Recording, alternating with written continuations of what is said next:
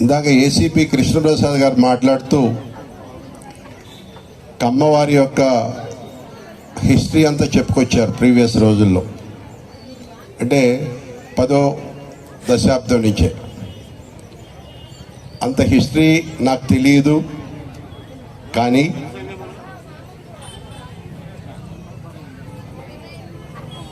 కమ్మవారి గురించి ఈ మధ్య మన ముఖ్యమంత్రి రేవంత్ రెడ్డి గారు ఈ మధ్య కేజీఎఫ్ కమ్మ సంఘం వారి మీటింగ్ ఒకటి జరిగింది. దానికి ముఖ్య అతిథిగా రేవంత్ రెడ్డి గారు హాజరైనప్పుడు కమ్మవారి గురించి 2 చక్కటి మాటలు మాట్లాడారు.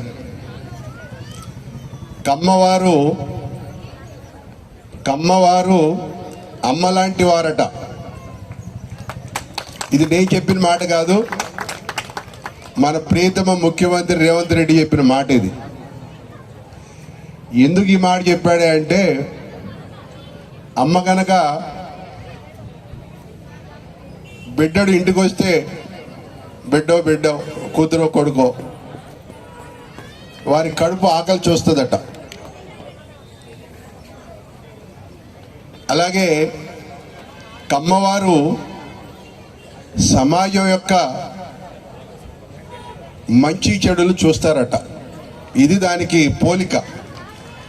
తన బిడ్డని గనక తన తల్లి ఎలా సంరక్షించుకుంటుందో కాపాడుకుంటుందో, కమ్మవారు ఈ సమాజాన్ని అలా సంరక్షించుకుంటారు కాపాడుకుంటారు అని చెప్పకనే చెప్పాడు ఆయన ముఖ్యమంత్రి గారు.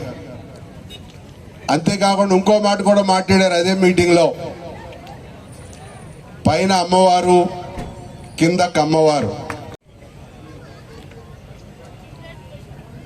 అనేక శతాబ్దాల నుంచి ప్రతి రంగంలోనూ మనం ఉంటూ ప్రతి రంగాన్ని ముందుకు నడిపిస్తూ వారు అభివృద్ధి చెందుతూ వారితో పాటు పక్కనున్న వారిని కూడా చేయూతనిచ్చి పైకి తీసుకెళ్లే సమాజం, జాతి ఏదన్నా ఉందంటే ఈ దేశంలో కమ్మ జాతి, కమ్మ సమాజం. ఏ రోజు కూడా చెయ్యి ఇలాగే ఉంటుంది, కానీ ఇలా ఎప్పటికీ ఉండదు, ఉండబోదని చెప్పి నేను మనస్ఫూర్తిగా నమ్ముతా ఉన్నా. పెట్టే గుణమే కానీ తీసుకునే గుణం కమ్మవాడిలో ఉండదు. వాడి ఆకలికైనా అలమటిస్తుంటాడు, కానీ ఎవడి దగ్గరికి పోయి చేయి జాచని మనస్తత్వం కమ్మవాడిది. ఏ రంగం తీసుకున్నా,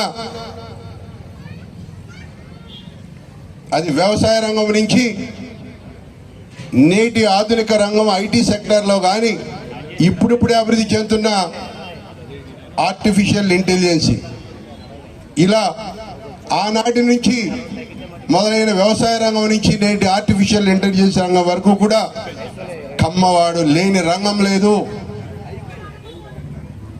కమ్మవారు అందుకొని మెట్టు లేదు అని చెప్పి సందర్భంగా మీ అందరూ తెలియజేస్తా ఉన్నా. ఇది వాస్తవం.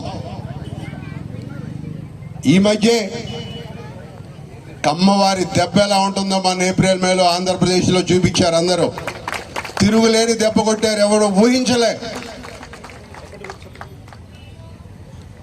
నేనంట ఏ రోజుకైనా ఒక రోజుకి ప్రపంచాన్ని శాసించే స్థాయికి కమ్మవాడు ఎదుగుతాడని మనస్ఫూర్తిగా నమ్ముతున్నా. అలా ఉంటుంది కమ్మవాడి ఆలోచన. ఉన్నతమైన ఆలోచనలు ఉంటాయి, ఉన్నతమైన విలువలతో కూడిన వ్యక్తిత్వం కమ్మవారిది, కమ్మ జాతిది.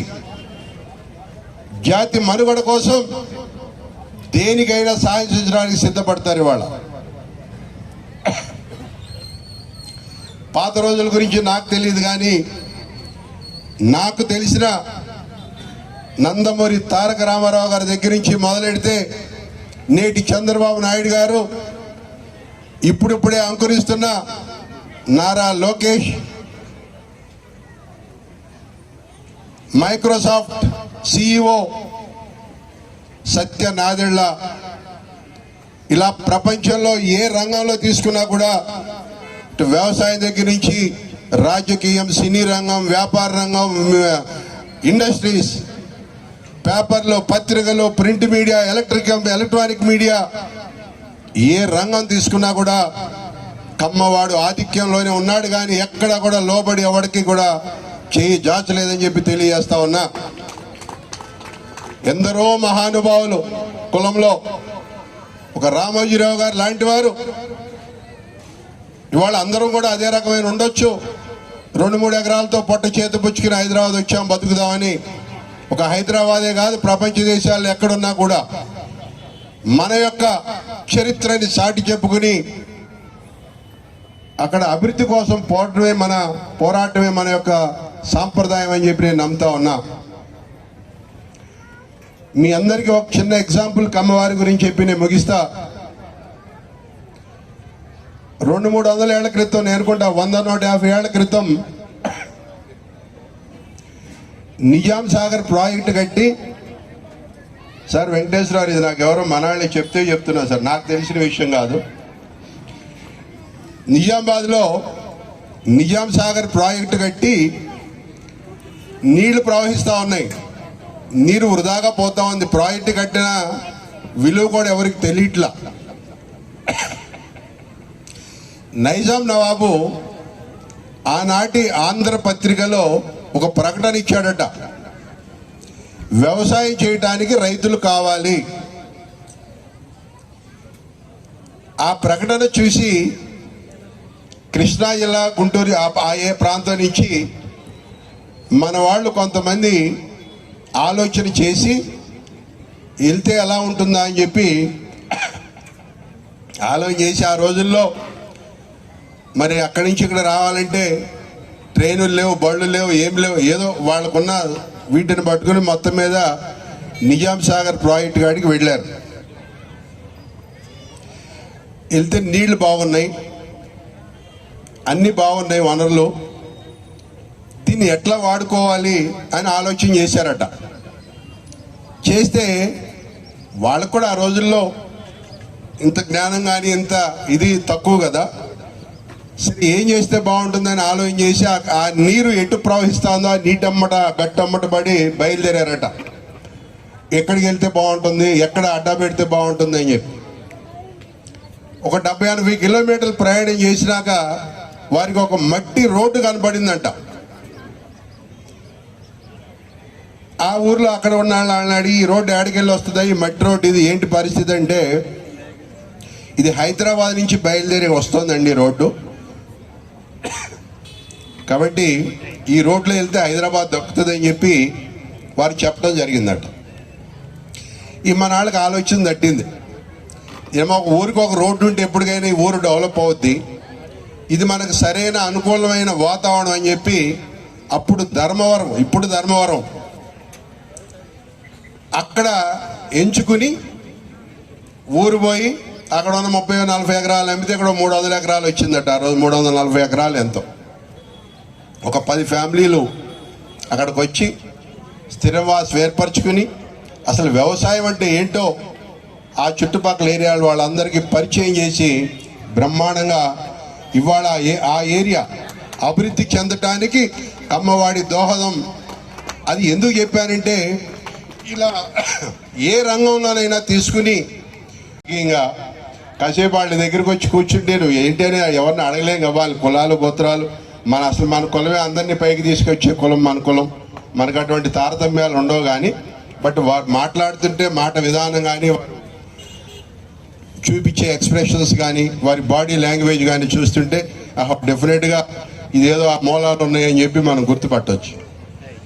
అలా కమ్మవాడే సాటి అని చెప్పి తెలియజేస్తూ, ఇక చివరగా నేను ఈ మధ్య కుకట్పల్లి నియోజకవర్గం నుంచి కాంగ్రెస్ పార్టీ రేవంత్ రెడ్డి గారి నాకు సీట్ ఇస్తే ఎమ్మెల్యేగా కంటెస్ట్ చేశాను. సరే ఓడిపోయి అది వేరే విషయం. తెలంగాణ మొత్తంలో కాంగ్రెస్ పార్టీ తరఫున ముగ్గురం పోటీ చేశాం. ముగ్గురులో నేను ఒకడిని.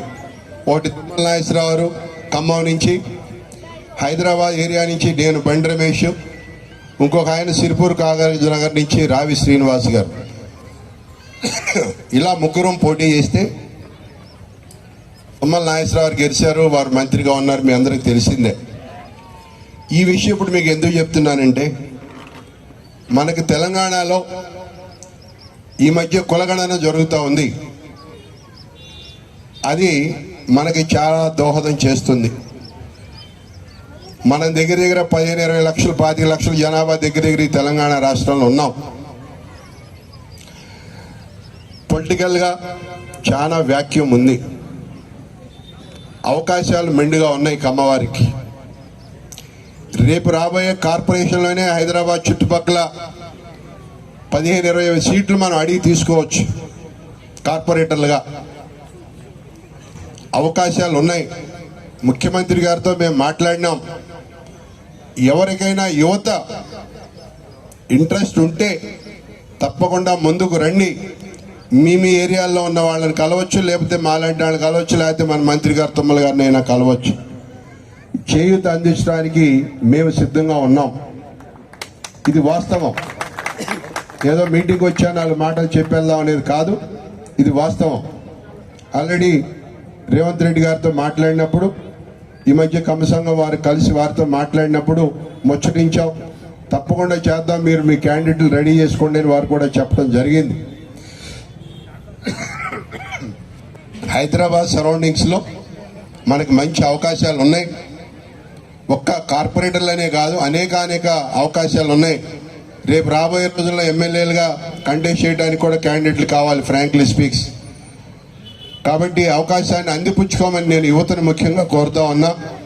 మరీ ముఖ్యంగా మహిళా మండలికైతే రేపు ఈ స్థానిక సంస్థల ఎన్నికల్లో 50% మహిళలకు అవకాశాలు ఉన్నాయి. మరి ఎవరైనా ఇంట్రెస్ట్ ఉన్న వాళ్ళు ఈ అవకాశాలు అందిపుచ్చుకోమని చెప్పి ఈ సభ ద్వారా తెలియజేస్తూ, ఎక్కడ అవకాశం ఉన్నా మన వాళ్ళు ముందుంటారు, అవకాశాలు అందిపుచ్చుకోవడంలో ఏమాత్రం వెనకాడరని చెప్పి మనస్ఫూర్తిగా నేను నమ్ముతా ఉన్నా.